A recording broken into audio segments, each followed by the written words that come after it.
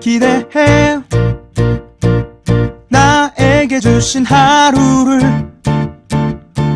때론 피곤하고 일어나기 싫고 널 깨우는 알람 소리에 짜증도 나겠지만 안녕하세요. 오늘도 부른 말씀 권순민 목사입니다. 쉬지 않고 나를 지키셨네. 오늘을 나에게 주셨네. 새 말씀 안에 주가 주신 사랑과 은혜와 능력. 오늘 우리가 은혜 받을 하나님 말씀은 사사기 20장 1절로 5절입니다. 이에 모든 이스라엘 자손이 단에서부터 브엘세바까지와 길르앗 땅에서 나와서 그 회중이 일제히 미스바에서 여호와 앞에 모였으니 온 백성의 어른 곧 이스라엘 모든 지파의 어른들은 하나님 백성의 총회에 섰고 칼을 빼는 보병은 40만 명이었으며 이스라엘 자손이 미스바에 올라간 것을 베냐민 자손이 들었더라. 이스라엘 자손이 이르되 이 악한 일이 어떻게 일어났는지 우리에게 말하라 하니 레위 사람 곧 죽임을 당한 여인의 남편이 대답하여 이르되 내가 내 첩과 더불어 베냐민에 속한 기브아에 유숙하러 갔더니 기브아 사람들이 나를 치러 일어나서 밤에 내가 묵고 있던 집을 에워싸고 나를 죽이려고 하고 내 첩을 욕부여 그를 죽게 한지라. 아멘. 오늘 설교 제목은 내 눈에 있는 들보를 먼저 보아야 한다입니다. 요즘 북한과의 종전선언이 한반도를 둘러싼 큰 이슈로 부상하고 있습니다. 과거 일제로부터 해방된 이후 우리나라와 북한은 단일 민족임에도 불구하고 서로 왕래도 하지 못한 채 가장 가깝지만 가장 먼 나라가 되었습니다. 특히 북한이 일으킨 6.25 전쟁은 이 비극은 정말 서로를 돌이킬 수 없는 원수로 만들었죠. 이 전쟁이 끝난 지 70년이 지났지만 아직도 그 전쟁의 아픔은 치유되지 못한 채 우리 곁을 맴돌고 있습니다. 그런 의미에서 이 종전선언은 외국인들에게는 그저 정치적인 선언에 불과할지 모르겠지만 우리에게는 생존의 문제이고 북한과의 통일의 첫 번째 과제라 할 수 있습니다. 물론 일본은 자국의 이익에 부합하지 않으니 이것을 반대할 수 있겠으나 우리는 적어도 대한민국 사람이라면 우리 자녀들에게 보다 살기 좋은 나라, 안전한 나라를 물려주기 위해서 반드시 이 종전선언을 이루어야 합니다. 그럼 역사적으로 이렇게 한민족임에도 불구하고 분단과 전쟁을 겪었던 나라가 또 있을까요? 알고 보면 참 많습니다. 소위 선진국이라고 불리는 다른 나라들도 이런 분단의 아픔을 가지고 있습니다. 미국은 노예 해방에 대한 입장의 차이로 인하여 남북이 나뉘어지고 전쟁을 했고요. 독일도 2차 대전 이후로 오랫동안 동독과 서독으로 나뉘어서 지내야 했습니다. 그뿐입니까? 우리가 가진 성경에 기록된 이 이스라엘의 역사는 분열의 역사, 분단의 역사와 같습니다. 이스라엘이 한민족으로 지낸 통일왕국으로 지낸 것은 채 100년 정도이고요. 솔로몬 왕 이후에는 북이스라엘과 남유다로 나뉘어서 오랫동안 서로 분쟁하고 싸우며 살았습니다. 이것이 솔로몬 이후에만 일어난 일일까? 아닙니다. 이스라엘은 이전부터 분열과 반목을 수없이도 겪었던 민족입니다. 그들은 처음부터 다른 형제 지파의 문제에 대해서는 철저히 외면하면서 자신을 위해서는 거짓말까지도 서슴지 않았던 사람들입니다. 오늘 본문은 그런 그들의 이중성을 적나라하게 보여주는데요. 오늘 본문을 통해서 과연 참된 그리스도인은 이웃, 특히 약자에 대해서 어떤 태도를 취해야 하는지 한번 살펴보도록 하겠습니다. 오늘 본문은 레위인과 그의 첩 그리고 베냐민 지파 사이에 있었던 끔찍한 사건 직후에 일어난 일을 기록합니다. 레위인은 베냐민 지파의 성이었던 이 기브아에서 일어난 일을 알리고자 자신의 첩의 시신을 훼손하고 그 시신을 이스라엘 전역으로 보냅니다. 이 사건을 접한 이스라엘 백성들은 분기탱천하여 미스바로 모이게 되는데요. 그리고 레위인들에게 이 구체적인 자초지정을 레위인에게 이 구체적인 내막을 듣게 됩니다. 레위인은 이스라엘 온 백성들 앞에서 자신의 겪었던 일을 알리죠. 그런데 이때 레위인은 사건을 교묘하게 왜곡해서 마치 자신은 오로지 피해자이고 나쁜 사람들은 베냐민 사람들이다 라는 식으로 이야기를 합니다. 여러분, 물론 베냐민 사람들은 소돔과 고모라만큼이나 악한 짓을 저지른 것은 틀림없습니다. 그런데 그 사건의 중심에 있었던 레위인이 과연 잘못한 게 없는가? 그도 자신의 첩을 마치 물건처럼 내다 버리고 그것에 대한 일말의 가책도 느끼지 못하지 않았습니까? 또 오늘 본문 5절을 보면 베냐민 사람들이 자신을 죽이려 했고 자신의 첩을 죽인 것, 이것이 베냐민 사람들의 잘못이라고 하는데 사실은 아니죠. 처분 이 일이 있은 직후에 숨은 아직 붙어 있었습니다. 그런데 그녀가 죽은 것은 레위인이 그녀를 위한 어떠한 조치도 취하지 않았기 때문이 아닙니까? 그러니까 즉 레위인은 이스라엘 온 족속들 앞에서 자신은 오로지 피해자이고 나쁜 것은 베냐민이다 이렇게 손가락질하는 것입니다. 이 사건을 대하는 이스라엘의 백성들의 태도는 또한 어떤가요? 그들 역시 레위인과 별반 다르지 않은 태도를 취합니다. 그들은 그 즉시 베냐민을 치러 갑니다. 그것도 베냐민 지파를 제외한 모든 지파가 연합해서 40만이라는 대군을 이끌고 말입니다. 그런데 여러분 그거 아십니까?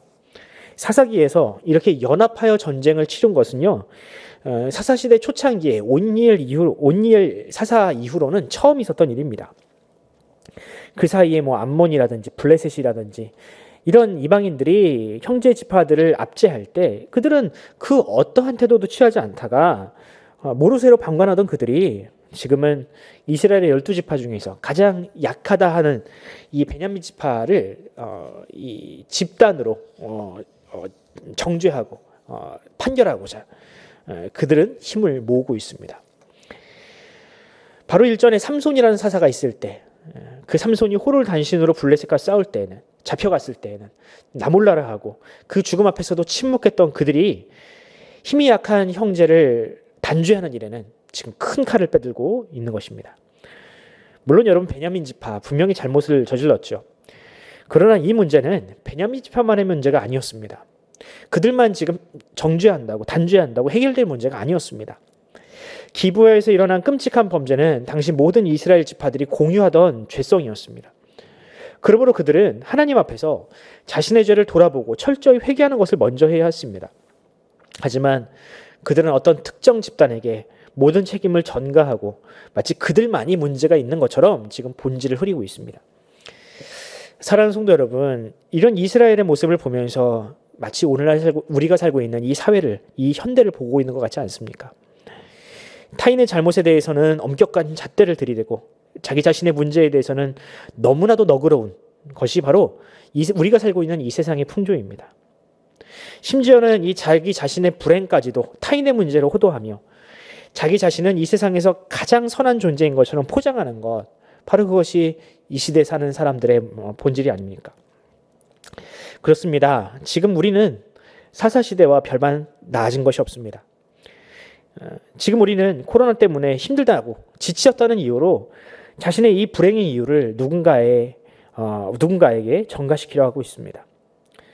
여러분 코로나가 아니었더라도 사람들은 언제나 그렇게 다른 누군가를 희생양을 삼아야 했습니다. 정치인들은 그런 사람들의 심리를 이용해서 국민들을 갈라치게 했으며 자신의 정치적 이익을 위해서 활용해 왔습니다. 과연 그런 식으로 문제를 해결한다고 해서 문제가 사라지던가요?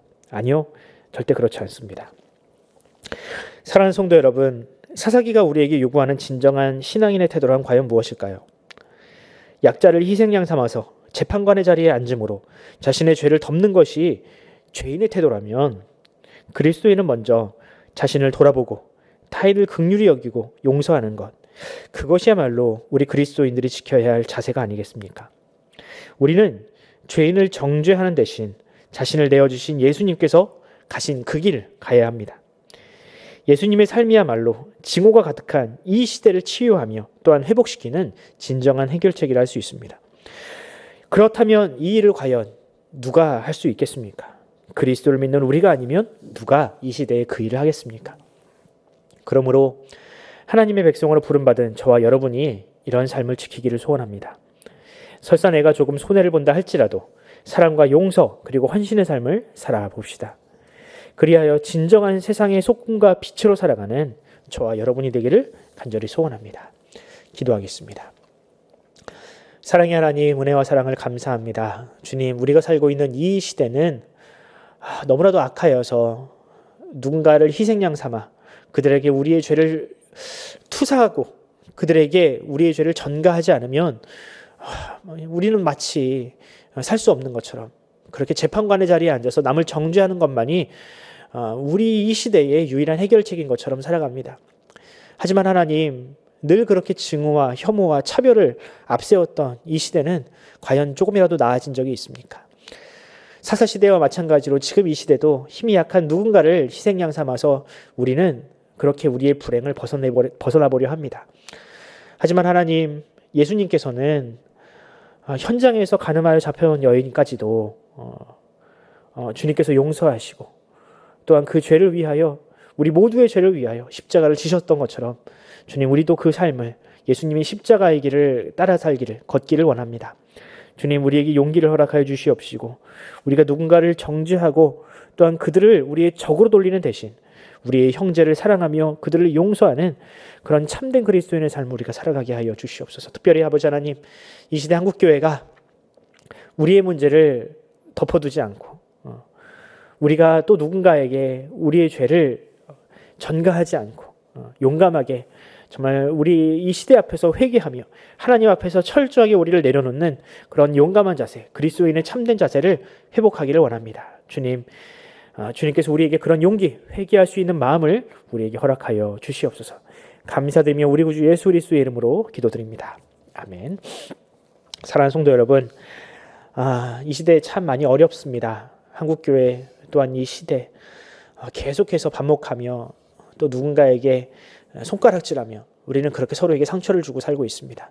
하지만 하나님께서 우리에게 주시는 그 마음, 예수 그리스도의 십자가의 보혈로 우리가 용서받고 치유받은 그 마음으로 이 시대를 우리가 치유하기를 원합니다. 오늘 하루 살아가실 때에 그렇게 모범적이고 용감하고 또 이렇게 사랑이 넘치는 그런 그리스도인의 자세를 세상 앞에 보여주시기를 원하고요.